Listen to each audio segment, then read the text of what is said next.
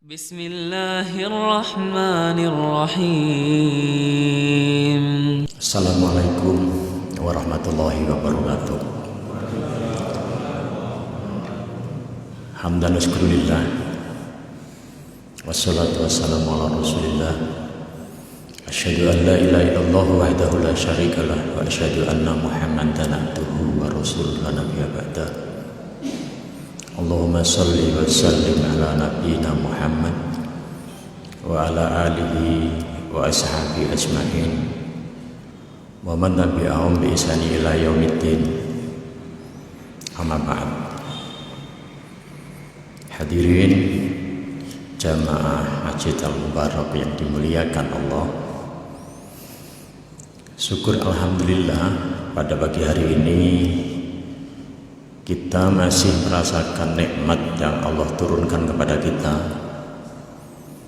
Nikmat hidup, nikmat sehat, nikmat afiat, nikmat sempat, dan nikmat iman yang menggerakkan kita untuk terus menuju dan bergerak ke hadirat Allah Subhanahu wa taala. Salawat serta salam semoga tetap terlimpahkan pada Rasulullah Muhammad sallallahu alaihi wasallam. Semoga kita semua menjadi hamba-hamba yang istiqomah untuk ittiba'ur Rasul. Hadirin yang dimuliakan Allah, situasi saat ini masih dalam darurat COVID-19. Ada yang menyebut COVID-19 degree karena sudah bermutasi menjadi beberapa jenis. Di beberapa tempat kegiatan yang seperti ini masih ditangguhkan. Di wilayah kami itu sampai sekarang masih belum berjalan. Tapi alhamdulillah di Tuban ini berjalan dengan baik. Karena itu yang harus menjadi catatan kita,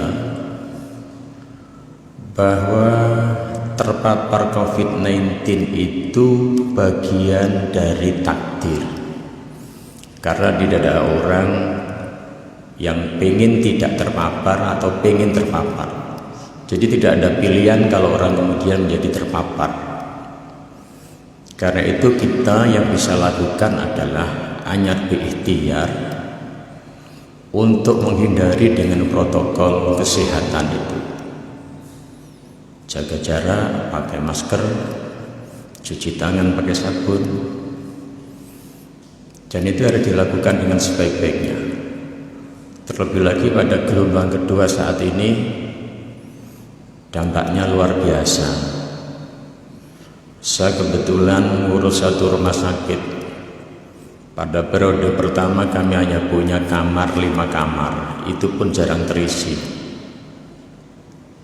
3, 4. Sekarang ini kami punya 19 kamar, penuh semua, dan ruang IGD diisi untuk penyakit terpapar COVID-19. Kami punya 29 pasien, sehingga kami harus nyewa terpal untuk menampung jamaah. Hadirin yang dimuliakan Allah,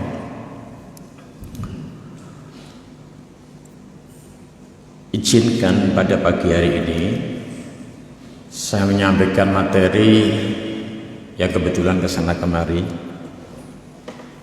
The Al-Fatihah Karakter. Al-Fatihah Karakter ini adalah karya yang berbasis riset yang kebetulan kami pertahankan di hadapan Dewan Penguji pada 10 November. Alhamdulillah usia saya 51 selesai, S3 baru selesai di usia 51. Kami selesaikan dalam kurun waktu 2,8 tahun.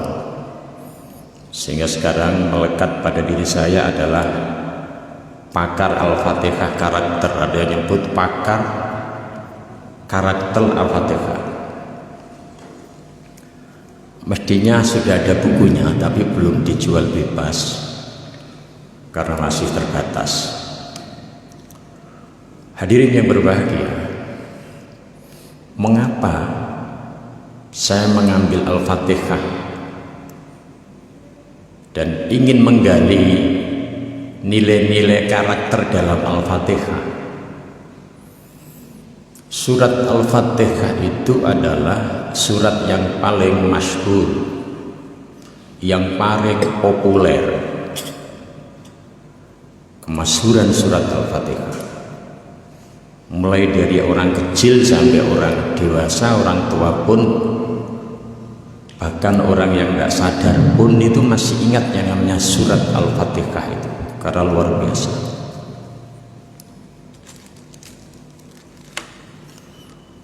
Surat ini ada di depan paling awal pada Al-Quran, sehingga orang begitu membuka dengan mudahnya menemukan surat Al-Fatihah. Surat ini juga sering kita baca, paling tidak 17 kali dalam sehari semalam.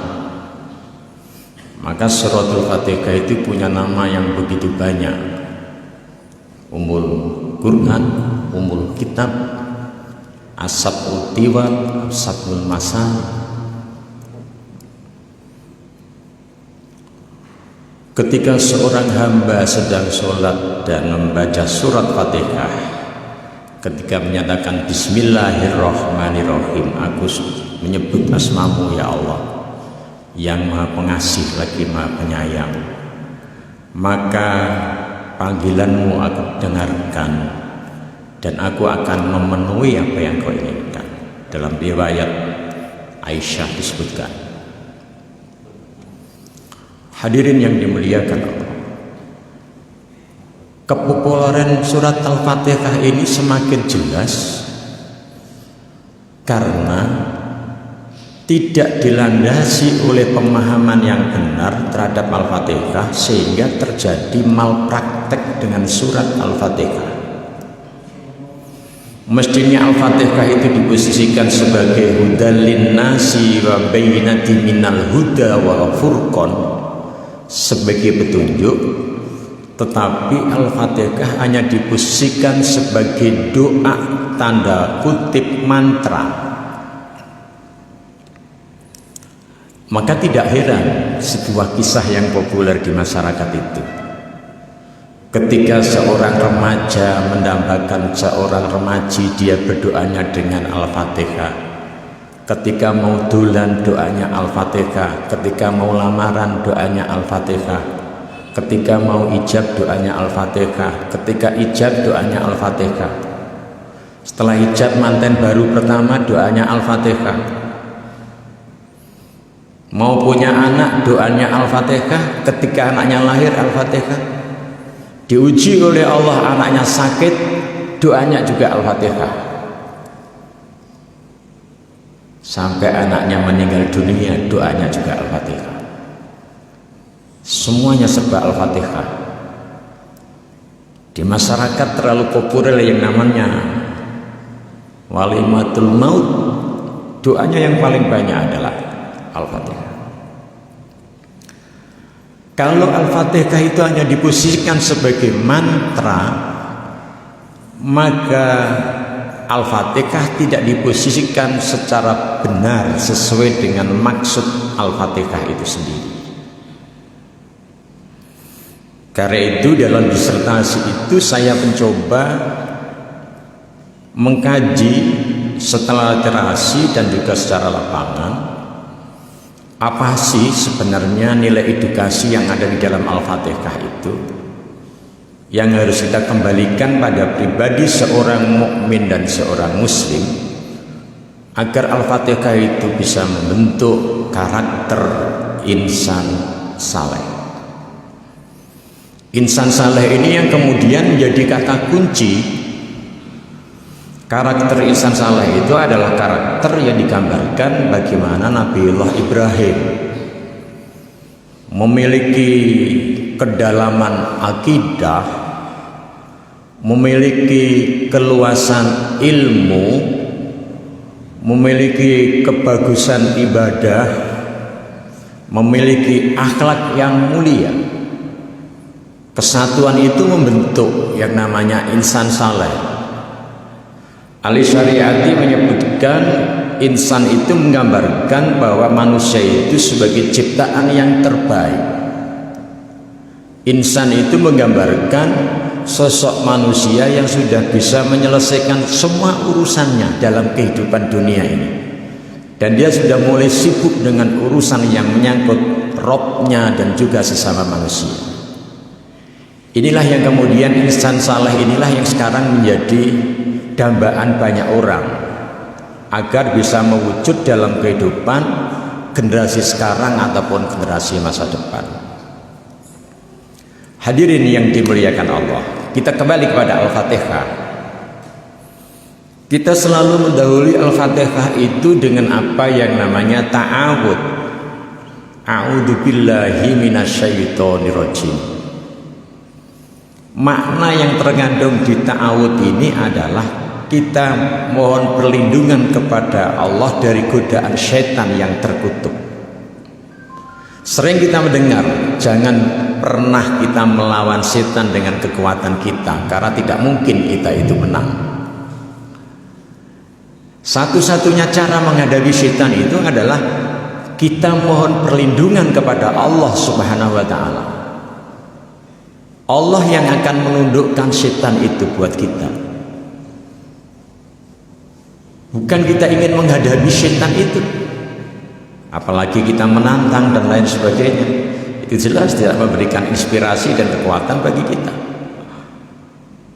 Makanya dalam ta'awud itu ada letting go. Kita menjaga jarak. Jarak yang tidak mendekatkan kita dengan setan. Jangan sampai kita memberikan ruang yang cukup sehingga setan itu masuk pada diri kita. Salah satu kuncinya di situ adalah yang namanya maksiat. Maksiat itu terkait dengan syahwat yang ada pada diri kita.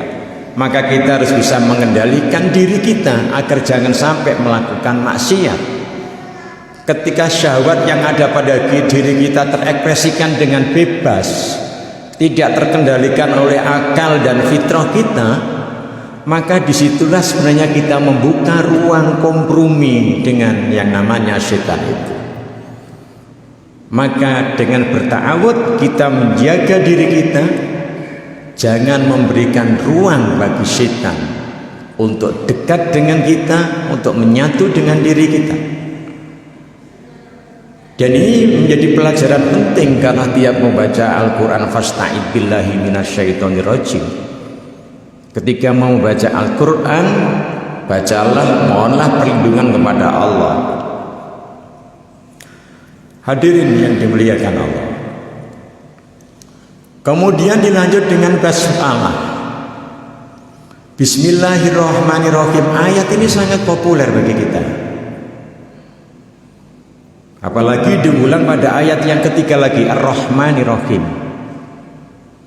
Dua ayat ini kalau kita gali, di dalam Al-Fatihah ada yang namanya makna kasih. Digali dari ayat Bismillahirrahmanirrahim dan Ar-Rahmanir-Rahim. Kasih itu artinya apa? Memberi.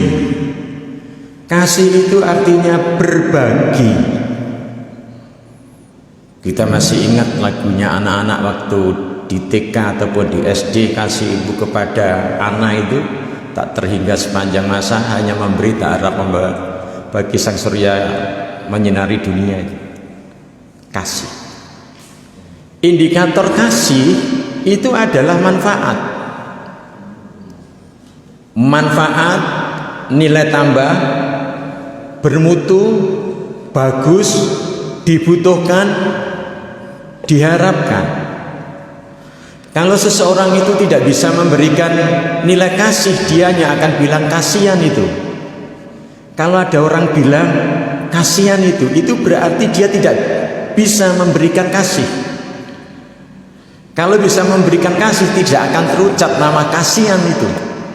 Sampai terucap kasihan itu, kasihan dia. Itu karena memang di antara kita tidak ada yang membagi kasih buat orang itu. Karena itu kasih ini penting. Kasih ini penting.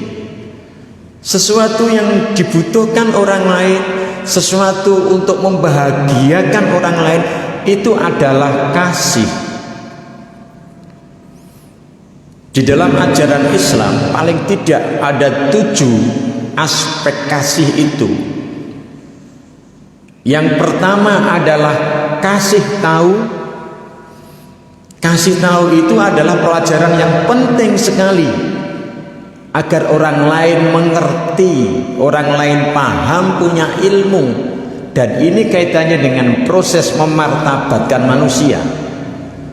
Yang tidak tahu dikasih tahu. Yang kedua, di samping kasih tahu, yang kedua adalah kasih makan. Sebagaimana pada surat Al-Ma'un, kasih makan. Karena itu menjadi hak dasar. Yang ketiga, kasih jalan. Kasih jalan. Agar seseorang itu bisa menemukan apa yang diinginkan, kasih jalan. Bahkan di suatu majelis ilmu, kalau ada yang baru datang, kita berikan tempat. Idza tafasaka fil majalis yafsakillahu lakum yarfa'illahu ladzina amanu minkum waladzina utul ilma darajat. Kasih jalan. Kasih tempat atau kasih kedudukan.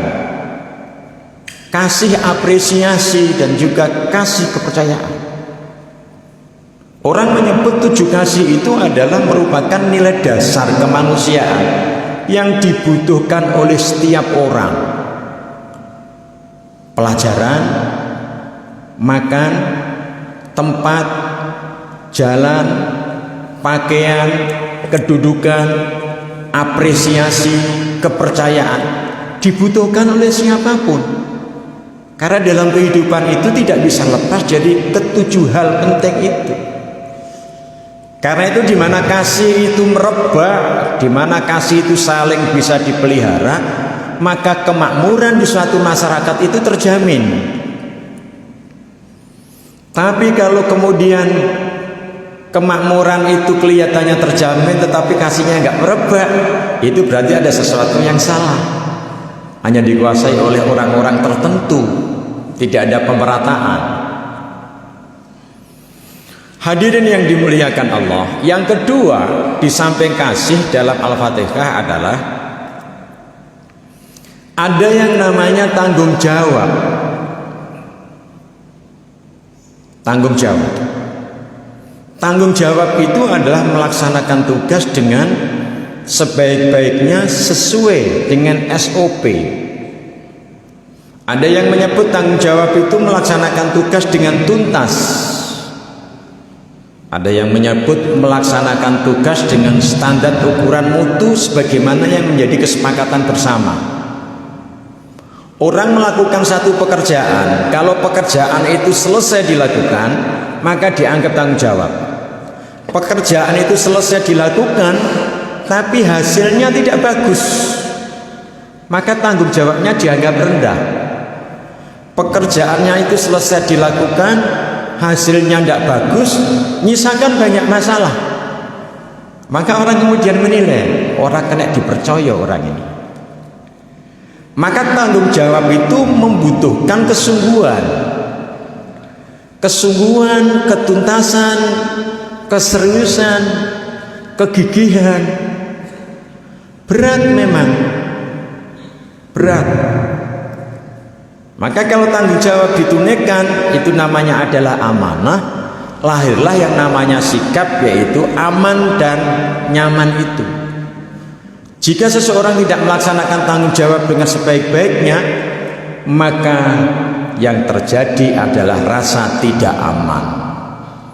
Kalau rasa tidak aman itu mewabah pada kehidupan masyarakat, maka itu menjadi persoalan yang krusial dalam kehidupan bermasyarakat, berbangsa ataupun bernegara. Seorang pemimpin punya tanggung jawab dan akan dimintai pertanggungjawabannya pada suatu saat nanti. Hadirin yang dimuliakan Allah, tanggung jawab ini sebenarnya digali dari ayat yang berbunyi Maliki yaumiddin. Engkaulah yang menguasai hari pembalasan, di mana Allah sudah memilih kita untuk dihidupkan sekarang ini, dan Allah sudah melabeli kita sebagai hamba Allah dan khalifatullah. Apapun yang sudah diserahkan, dimandatkan kepada kita, kita laksanakan dengan sebaik-baiknya, sampai suatu saat nanti jika masa itu sudah berakhir, maka kita akan dimintai pertanggungjawaban keseluruhan yang kita lakukan di dunia ini. Tidak ada yang terlewatkan. Ini kemudian melahirkan kesadaran diawasi oleh Allah. Jadi tanggung jawab itu merasa terawasi oleh Allah, maka kemudian kita bersungguh-sungguh melaksanakan apa yang menjadi tugas kita itu sesuai dengan ketentuan hukum Allah ataupun hukum-hukum yang telah disepakati oleh sesama manusia. Hadirin yang dimuliakan Allah, yang ketiga adalah syukur. Diambil dari makna ayat Alhamdulillahirabbil alamin. Segala puji bagi Allah, Tuhan seluruh sekalian alam. Syukur ini menjadi kunci besar dalam kehidupan kita, karena orang akan menjadi tahu diri ketika dia sudah bisa bersyukur, tahu nikmat yang diterima dan memanfaatkan nikmat itu sesuai dengan kehendaknya. Ini penting. Jadi syukur itu bukan menikmati sesuai dengan kehendak kita, tidak. Syukur itu adalah menikmati nikmat Allah sesuai dengan kehendak yang memberikan nikmat. Allah memberikan kesehatan agar kita optimal menjalani kehidupan, beribadah, beraktivitas, bersosialita, beramal soleh. Syukur inilah yang kemudian menjadi nilai edukasi penting dalam kehidupan kita. Apa jadinya kalau seorang anak tidak mengenal rasa syukur kepada orang tuanya? Apa jadinya kalau seorang anak tidak mengenal rasa syukur pada Tuhannya, pada Rasulnya, pada gurunya dan lain sebagainya? Maka orang kemudian akan bebas sesuai dengan nafsu dan egonya, dan itu sangat membahayakan di dalam kehidupan. Tapi dengan kesadaran bersyukur inilah akan memberikan inspirasi dan aspirasi, guidance bagi seseorang untuk mengerti secara pas bagaimana harus mensyukuri apa yang harus dia terima itu. Dalam prakteknya, syukur itu adalah diwujudkan dengan terima kasih. Sebuah penelitian menyebutkan bahwa syukur itu membuka pikiran positif, mengembangkan jiwa positif, pikiran positif, jiwa positif. Syukur itu membuka peluang-peluang keberuntungan. Syukur itu juga akan menambah persahabatan. Syukur. Maka kalimat alhamdulillahirabbil alamin paling sederhana itu punya nilai yang luar biasa secara spiritual. Karena kita tahu eksistensi kita sebagai hamba dan tahu bagaimana posisi Allah dalam kehidupan kita dengan kalimat alhamdulillahirabbil alamin. Anak-anak kita di rumah perlu diajari bagaimana menjadi orang yang bersyukur atas rizki yang Allah limpahkan, atas kesehatan yang Allah limpahkan, atas ilmu yang Allah berikan, atas mimpi-mimpi, atas kehidupan dan lain sebagainya. Fabi ayyi ala'i rabbikuma tukadziban. Nikmat mana yang akan kita ingkari? Hadirin yang dimuliakan Allah, Yang keempat, nilai disiplin. Nilai disiplin. Di dalam Al-Fatihah itu ada nilai, yaitu nilai disiplin. Dari mana? Terambil dari kata ayat iyyaka na'budu wa iyyaka nasta'in. Kepadamu kami menyembah dan hanya kepadamu kami memohon pertolongan. Hukum yang berlaku di situ adalah hukum disiplin, taat asas, taat aturan. Terlebih pada iyyaka na'budu, kita tidak bisa menawar. Iyyaka na'budu, kepadamu kami menyembah. Semua persembahan kepada Allah, aturannya sudah baku. Tidak ada pabrik yang memproduksi, tidak ada sang kreator dalam urusan ibadah. Apa kata Allah, apa kata Rasul, ya kita laksanakan. Itulah ibadah. Wa iyyaka nasta'in, dan hanya kepadamu aku mohon pertolongan. Mohon pertolongan kepada Allah itu ada aturan main. Ada sunatullah. Orang kalau pengen pinter harus belajar sunatullahnya. Meskipun tidak semua orang yang belajar itu pinter, tapi sunatullah pinter itu adalah belajar. Orang kalau pengen kaya harus kerja keras. Meskipun banyak orang yang kerja keras tapi tidak kaya, tapi kerja keras itu adalah menjadi sunatullah. Hadirin yang dimuliakan Allah, ini loh disiplin itu. Dunia yang maju itu selalu ditandai disiplinnya aparatur negara dan disiplinnya rakyat, disiplinnya penyelenggara negara dan disiplinnya rakyat. Menyatunya visi misi dan keinginan antara rakyat dan pemerintah membangun sikap disiplin itu akhirnya memposisikan bangsa itu menjadi maju. Indonesia dengan Malaysia di tahun 70-an kita masih di atas. Indonesia masih hebat. Banyak anak-anak Malaysia berguru ke Indonesia. Tapi sejak 85 ternyata orang Malaysia pinter dia, menjadikan orang Indonesia sebagai guru, dan setelah itu dia praktekkan di sana, dibalik. Gantilah orang Indonesia berguru ke Malaysia. Di Malaysia itu kan tidak ada yang namanya belajar itu diskusi dengan dosen, dengan guru, itu tidak ada. Kayak pengajian selesai. Suatu saat mahasiswa diskusi dengan temannya, ditunggu dosen gitu aja. Disiplin. Dia tahu bagaimana mendengar, bagaimana menyampaikan. Tidak kayak di Indonesia kalau sekolah itu bolak-balik diinterupsi, dosennya diinterupsi sama mahasiswa. Hadirin yang dimuliakan Allah, Jepang itu terkenal negara yang disiplin. Ketika ada tsunami, belanja di supermarket saja masih ngantri. Beda dengan budaya di Indonesia. Terima bantuan suruh ngantri aja marah-marah. Yang bagian jaga dimarahi sama yang menerima bantuan. Masya Allah. Karena itu Bapak Ibu, kalau pengen membangun tradisi yang positif bagi diri dan keluarga kita, maka terapkan disiplin itu. Aturan yang bersumber dari Allah laksanakan dengan sebaik-baiknya.